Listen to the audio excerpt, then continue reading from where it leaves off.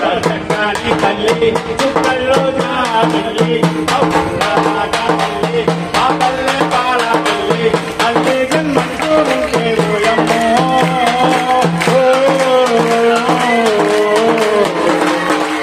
తల్లి కడుపున కొడతా మాయమ్మ తల్లి కడుపున కొడతా మాయమ్మ కూడా చక్కని తల్లి చుక్కల్లో జాబిల్లి నవ్వుల్లో నాగమల్లి మా పల్లె పాలవిల్లి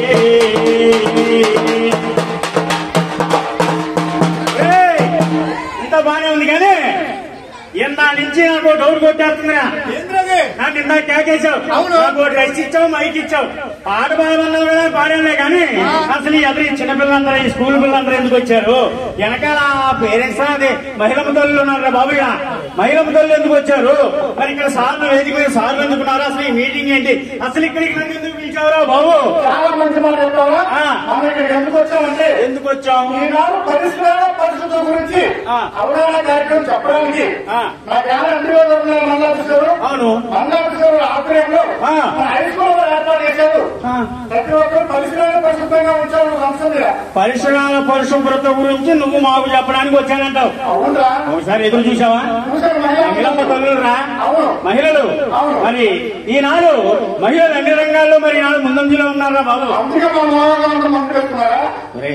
మహిళలు ముందుకెళ్తున్నారంటే మగాళ్ళు ముందుకెళ్తున్నారంటారా అది కాదు కానీ మరి అటువంటి మహిళమ్మ తల్లులకి పరిసరాల పరిశుభ్రత గురించి నువ్వు చెప్తావా వాళ్ళకి తెలీదా చెప్పు పరిసరాల పరిశుభ్రత అంటే మనకు తెలియదమ్మా ఉదయం రాగానే మేము చేసే పని అది అంత బానే ఉంది ప్రతి ఒక్కరు పరిశుభ్రత పాటిస్తారు పరిశుభ్రత వేరు పరిసరాల పరిశుభ్రత వేరు అంటే మనం శుభ్రంగా ఉంచుకోవడం మన ఇంట్లో మనం శుభ్రంగా ఉంచుకోవడం పరిశుభ్రత పరిసరాల పరిశుభ్రత అంటే మన చుట్టూ ఉన్న వాటిని కూడా పరిశుభ్రంగా ఉంచుకోవడం పరిసరాల అంటే చుట్టూ ఉన్న పరిసరాలను కూడా పరిశుభ్రంగా ఉంచుకోవడం పరిసరాల పరిశుభ్రత అంటాం మాకెందుకు తెలియదురా బాబు అసలే నేను ఉదయాన్నే ఎన్నింటికి లభిస్తాను నీకు తెలుసా ఉదయాన్నే 4ంటికి లభిస్తాను 4ంటికి నిద్ర లేస్తాను బాబు నేను 4ంటికే లభిస్తాను బాబు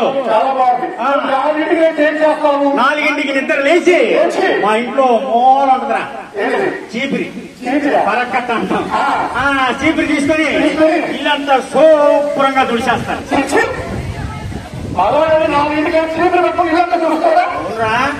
శుభ్రంగా ఇల్లంతా తుడిచి ఆ చెత్త అంతా షాట్ లోకి ఎత్తి ఆ షాట్ పట్టుకుని ఒక పక్కన బయటకు వస్తాను రోడ్డు మీదకి వస్తాను ఈ పక్కన చూస్తాను ఈ పక్కన చూస్తా ఇర్రం తిరిగి చూస్తాను ఎవరో అనరు ఎందుకంటే చీకటి కదా పొద్దున్నే 4ంటికి ఎవరు లేరని చెప్పి ఆ చెత్త తీసి రోడ్డు మీద బానేసి ఇంట్లో మరి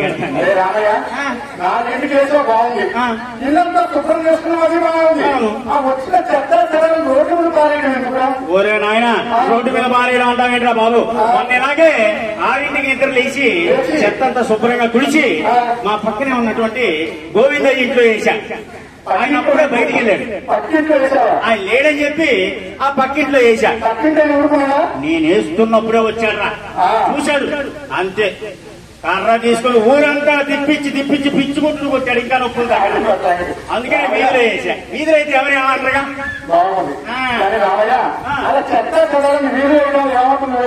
ఏమవుతురా చెత్త చెదాలను వీధిలో అయితే అది గాలి మొక్కుని పోతుంది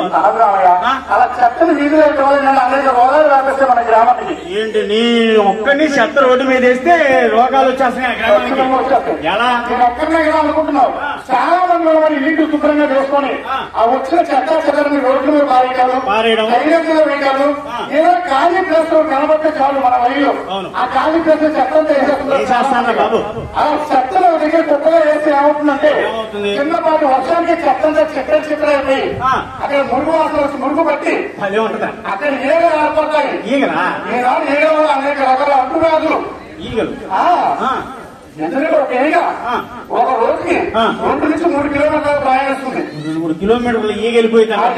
చెత్త మీద వాలి ఆ కాలగాని పట్టుకొని మళ్ళీ ఊళ్ళోకి వచ్చి మనం తినేవాళ్ళ మీద వాళ్ళు అవి మనం తిట్టడం వల్ల ఈనాడు అనేక రకాల వ్యాధులు అంటువ్యాధులు వ్యాపించేది ఏగ వల్లనే. ఓహో అలాగే కాదు చెత్తని డ్రైనేజీలో వేస్తుంటాం. డ్రైనేజీలో ఏమవుతుందిరా? నీరు ఆగిపోద్ది. మరి ఆ డ్రైనేజీ పాడకుండా నీరు ఆగిపోతుంది. అవును, నీరు నిల్వ ఉంటే అక్కడ దుర్వాసన వస్తుంది. అక్కడ దోమలు ఏర్పడతాయి. చెప్పుకుంటూనే ఉంటాం. పాత టైర్లోను కొబ్బరి చెప్పులను వాటి కుండీలోను నీరు నిల్వ ఉంటే ఏమవుతుంది? అవును, అక్కడ దోమలు తయారవుతాయి. అవునరా? అలాంటి మురికి నీళ్ళలో ఏర్పడే దోమ విషజ్వరాలకు వ్యాపిస్తుంది. విషజ్వరం ఈనాడు అనేక రకాల విషజ్వరాలు, డెంగ్యూ, మలేరియా, టైఫాయిడ్, చికెన్ గున్యా అలాంటి భయంకరమైన వ్యాధులు కూడా చికెన్ గున్యా దోమ వల్ల వస్తాయి. దోమకాటు వల్లే బోధకాలు ఈనాడు దోమ పుడితే 600 మంది చనిపోయిన గతంలో ఎన్నో మంది ఉన్నారు. అవునవును, దోమ ఇంట్లో పెద్ద జాగ్రత్త అంటే అక్కడ పడితే చెత్త పారేయకూడదు. పారేయకూడదు. చెత్త పారేయకూడదు బాగానే ఉంది. మరి మీ ఇంట్లో తుడిచినటువంటి ఆ చెత్త, పరిసరాల్లో వచ్చినటువంటి ఆ చెత్త ఎక్కడ దాచి పెట్టుకోమంటావు? ఇంట్లో ఏమన్నా బీరువాలో పెట్టుకోమంటావా? ఇంట్లో రావట్లే కావయా మన పంచాయతీ వాళ్ళు నీకు 2 రకాల డబ్బాలు ఇచ్చారు. 2 రూపాయలు 2 డబ్బాలంటే అవును మా పంచాయతీ వాళ్ళు ఇచ్చారు. పిలిచి క్యాకేసి మరీ ఇచ్చారు. బ్రహ్మాండంగా వాడుకోమని ఇస్తామా? వాడుకోవడానికి కదా ఇచ్చింది. బ్రహ్మాండంగా వాడుకుంటున్నాను. ఎలా వాడుతున్నావు అంటే ఏంట్రా? పచ్చ డబ్బా నిండా కందిపప్పు దాచిపెట్టా. మా ఇంకోటి చూసావా? పులుగు డబ్బాలు చింతపండు వేసుకున్నానండి. ఈసారి డబ్బాలు ఏమన్నా వస్తే 2 డబ్బాలు పోయిరా. ఎందుకంటావేంట్రా? మినపప్పు, పెసరపప్పు వాళ్ళకి కౌరవ పెట్టాడు పాడైపోతున్నాయిరా. అవి కూడా మూతలు కూడా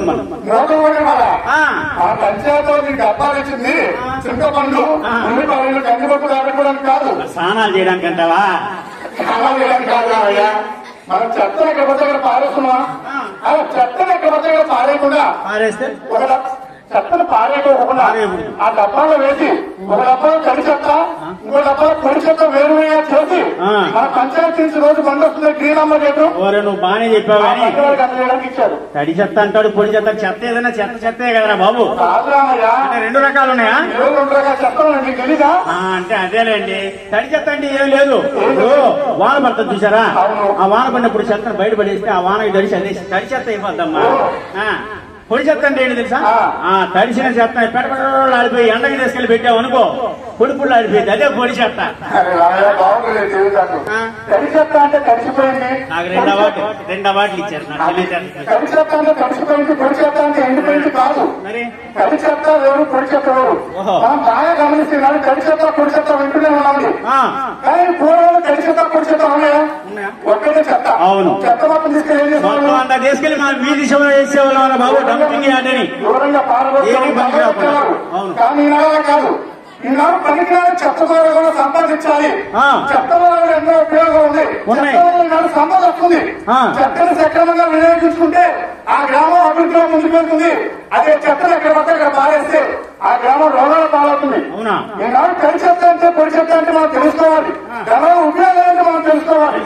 ఈనాడు తడి చెత్త అంటే తొందరగా కుళ్ళిపోయే స్వభావం ఉన్న మొత్తం తడి చెత్తనే. అంటే ఉదాహరణకి అంటే మనం తిన్నప్పుడు మిగిలిపోయిన అన్నం, కూరలు, ఆహార పదార్థాలు మన ఇంట్లో వాడుకోవడం తీసుకున్న కూరగాయలు, మొక్కలు, ముక్కలు, కూరగాయలు, కూరగాయలు, మరి పళ్ళు తెచ్చుకుంటాం. తినే పళ్ళు, ఆ పళ్ళు పక్కలు, పిక్కలు, మాంసం తెచ్చుకుంటాం, చేపలు తెచ్చుకుంటాం, రొయ్యలు తెచ్చుకుంటాం. వాటి నుంచి వచ్చే వ్యర్థాలు, మరి అలాగే కోడిగుడ్డు పెంకులు, వాటి తీపై చెట్టు, ఆకులు, పువ్వులు ఇవన్నీ తొందరగా కుళ్ళిపోతాయి. అంటే ఇవన్నీ తడి చెత్త. పక్కన పెద్ద కుళ్ళిపోయే స్వభావం మొత్తం కూడా తడి చెత్తతో సమానం. మరి పొడి చెత్త అంటే ఏమిటంటే తొందరగా కుళ్ళని స్వభావం, తొందరగా కుళ్ళిపోయింది. అంటే ఉదాహరణకి మనం వేసుకునే బట్టలు, మన కాళ్ళ చెప్పులు, మన చేతి ఖర్చులు, గాజు మొక్కలు, ప్లాస్టిక్ సాగు, ఇనప సామాన్లు ఇవన్నీ కూడా మరి పొడి చెత్తతో సమానమే. వేరే డబ్బాలో వేసుకోవాలి. మరి తడి చెత్తను, పొడి చెత్తగా వేరు వేరు చెత్త లాభాలని తెలుసా? ఏమిటది? ఈనాడు తడి చెత్తతోటి మన గ్రామాల్లోనే చెత్తతోటి సంపద తయారీ కేంద్రాలు చెప్పి ఏర్పాటు చేసి, అంటే ఈ చెత్త నుండి సంపదను తయారు చేస్తున్నారు. తడి చెత్తతోటి సేంద్రియ ఎరువులు ఈనాడు ప్రతి రైతులు మరి ఎరువులు ఎక్కువ వాడతారు. రసాయన ఎరువులు ఎక్కువ వాడతారు. కెమికల్స్ బాబు. రసాయనిక ఎరువులు వాడతారు. ఈనాడు రసాయనిక ఎరువులు వాడటం ఎలా అవుతుందంటే అవి అవసరాలు ఆ మొక్కల్లో కలిసి అవి తిన్న మనకు కూడా ఈనాడు అనేక రోగాలు వ్యాపిస్తున్నాయి. పూర్వంలో మన వాళ్ళు, మా తాతలు, మన తండ్రులు 100 సంవత్సరాలు, 110 సంవత్సరాలు బతికారు. ఎందుకు బతికారంటే ప్రతి ఒక్కరు ఏమంటారు? ఆనాడు వాళ్ళు బలమైన తిండి తిన్నారంటారు.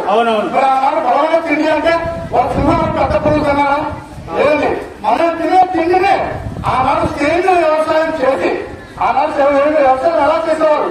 ఎముకల పొడి, పచ్చి ఒక్క, వేపాకు, వేప నూనె, ఆవు పేడ ఇలా సేంద్రీయ వ్యవసాయం చేసి పండించే పంటలు తిన్నవారు ఆనాడు బలంగా దిట్టంగా ఉండేవారు. ఈనాడు రసాయనిక ఎరువులు వాడి ఆ రసాయనిక ఎరువులు తిన్న పంట మనం తింటాం. అనేక రోగాలు, బీపీలు, షుగర్లు, కంటి కంపెనీలు మన ఆంధ్రప్రదేశ్ లో అందుబాటులో ఉన్నాయి. అంటే చెత్తే కదా, ఇది పనికిరాదని అక్కడ పెడితే అక్కడ పారేయకుండా చక్కగా జాగ్రత్త చేస్తే అది సంపదగా తయారవుతుంది అన్నమాట. ఎందుకంటే జిందాల్ పవర్ ప్లాంట్ అని చెప్పి జిందాల్ పవర్ ప్లాంట్ మన ఆంధ్రప్రదేశ్ లో అందుబాటులో ఉన్నాయి. ఇది మన గుంటూరు జిల్లాలోను, మన ఆంధ్రప్రదేశ్ లో గుంటూరు జిల్లాలో ఉంది, అలాగే మన వైజాగ్ లో ఉంది. ఈ జిందాల్ పవర్ ప్లాంట్ ఏం చేస్తారంటే ఈ పనికిరాని పొడి చెప్పుతోటి మరి అందులో తీసుకెళ్ళి పొడి చెప్పుతోటి కరెంటు తయారు చేస్తుంది మన ఈ కంపెనీ. రాను రోజుల్లో ప్రతి జిల్లా కంపెనీ ఏర్పాటు చేస్తున్నారు. అది ప్రతి ఒక్కరు గమనించాలి. అందుకే ఏం చేస్తాం, ఈనాటి చెత్తను ఎక్కడ ఇక్కడ పారేయకుండా చెత్తను సక్రమంగా పక్కన ఏంటంటే ప్రతి ఒక్కరు కూడా మన ఇంటిని శుభ్రంగా ఉంచుకుంటాం. మన ఇంటిని మనం శుభ్రంగా ఉంచుకుంటాం. మన ఇంటిని మనం ఎలా శుభ్రంగా ఉంచుకుంటున్నామో మన గ్రామాన్ని శుభ్రంగా ఉంచుకుంటే ఎవరు బతకండి. అంటే గుర్తొచ్చేసింది. అసలు శుభ్రం గురించి నాకు బ్రహ్మాండం తెలుసు. మావిడి అసలు ఎంత బాగుంటుంది అనుకుంటున్నావు? పరిశుభ్రం. శుభ్రం అంటే మావిడిని చూడాలా, మావిడిని చూస్తే శుభ్రం గుర్తొచ్చింది. పరిశుభ్రం బ్రహ్మాండంగా. అసలు ఉదయాన్నే మావిడి లేగానే పైకి లేవగానే సబ్బుతో 10 సార్లు మొహం కడిగేసింది తెలుసా? 10 సార్లు అవునరా? మొహం కడిగితే వచ్చేసి వాటర్ డబ్బా ఉంటుంది, అందులో సగం డబ్బా పూసేసింది. బ్రహ్మాండంగా రోజుకే పెట్టిన బొట్టు పెట్టకుండా బ్రహ్మాండంగా 10 బొట్లు బాగా చేసింది. రోజుకే రోజు. మరి అంతేకాదు ఆయన అసలు తల దువ్విన తలనే దువ్వడం పాట చూసావా? నిజంగా బ్రహ్మాండంగా దువ్వి ఏసీని చెడ వేయకుండా మార్చి మరీ వేసుకుంటుంది. మా ఎన్ని బాగానే శాస్త్రం కానీ మా ఆవిడ స్నానం మాత్రం నెలకొకసారి చేస్తారు. శుభ్రం రా, శుభ్రం. అందరూ మనకి నీళ్ళు ఆదా చేయాలి, నీళ్ళు ఆదా చేసుకోండి అంటున్నారు కదా. మనం అందుకని నీళ్ళు ఆదా చేస్తున్నాం. నీటిని పొదుపు చేయండి మనం చెప్తున్నాం. అవును, స్నానం చేసేసి నీళ్ళు పొదుపు చేయలేదు కదా. ప్రజలు శుభ్రంగా ఉండాలి. మరి అలాగే కాకుండా ముఖ్యంగా మనం తెలుసుకోవాల్సింది రాస్తారు సింగిల్ యూజ్ ప్లాస్టిక్ కవర్లు వాడకూడదు. ఎందుకంటే ఇప్పుడు మనం ఉదయం లేవగానే మనం అంగడికి వెళ్ళిపోయి అల్లానికి ఒక కవరు, బెల్లానికి ఒక కవరు, చిన్న రూపాయికి ఒక కవరు, చింతపండుకి ఒక కవరు, కనీసం ఆఖరికి కరివేపాకు కూడా మనం కవర్ తెచ్చేస్తున్నాం.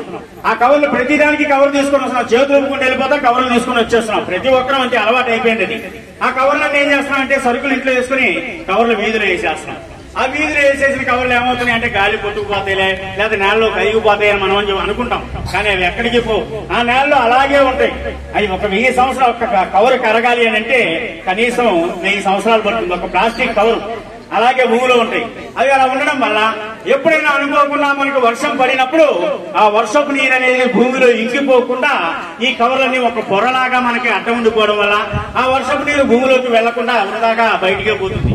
వృధాగా బయటికి వెళ్ళడం వల్ల మనకి భూమిలో ఉన్నటువంటి భూగర్భ జలాలు అంతరించిపోతున్నాయి రాను.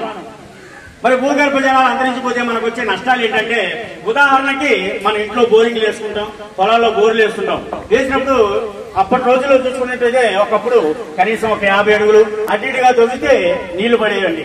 మరి ఇప్పుడు చూసుకుంటే కనీసం 1000 అడుగులు కానీ 1500 అడుగులు కానీ తవ్వినా కూడా మనకి నీళ్లు ఒక దగ్గర దొరకట్లేదు. కాబట్టి ఎందువల్లంటే ఈ ప్లాస్టిక్ వాడకం వల్లనే అది ఒక పొరలా ఉండి ఆ నీరు అనేది వృధాగా బయటికి పోవడం వల్ల మరి భూగర్భ జలాలు అంతరించిపోతూ ఉన్నాయి. కాబట్టి ఈ ప్లాస్టిక్ వల్ల మనుషులకే కాకుండా మరి పర్యావరణానికే కాకుండా మరి మన కవర్లు ఏం చేస్తామంటే రాత్రిపూట తినగా మిగిలిపోయినటువంటి ఆహార పదార్థాలు లేదా అరటిపళ్ళు తొక్కులు కానీ ఇవన్నీ అందులోనే వేస్తాం. కవర్లో వేసి మళ్ళీ జాగ్రత్తగానే అనుకో 2 ముళ్ళు వేస్తాం. 2 ముళ్ళు వేసి వీధిలో పడేస్తుంటాం మనం. ఆ పడేసినప్పుడు ఏంటంటే ఆవులు గాని కుక్కలు గాని వచ్చి అందులో ఏదో తినే పదార్థం ఉందని చెప్పేసి అవి అలాగే, ఎందుకంటే వాటికి ఇప్పుకోవడం తెలియదు కాబట్టి ఆ కవర్ తో పాటు తినేసి అవి కడుపులో అరగక అనేకమైనటువంటి ఇబ్బందులు వచ్చి ప్రాణాలను కూడా కోల్పోతున్నాయి. కాబట్టి మనం ఏ పాపం తెలియనటువంటి మోగ జీవాలకు కూడా హాని కలిగిస్తున్నాం. మనకి తెలియకుండా చేసే చిన్న పొరపాట్లు. మన పని అడావుల్లో చేసే చిన్న చిన్న పొరపాట్లు మనకు అన్ని తెలుసు. కాబట్టి ఇటువంటి అన్ని కూడా మనం జాగ్రత్తగా తెలుసుకుని మరి తూచా పాటిస్తారని మరీ కోరుకుంటూ మరి అందరూ కూడా పరిసరాల పరిశుభ్రతని చక్కగా పాటిస్తే మన గ్రామం బాగుంటుంది, మన మండలం బాగుంటుంది.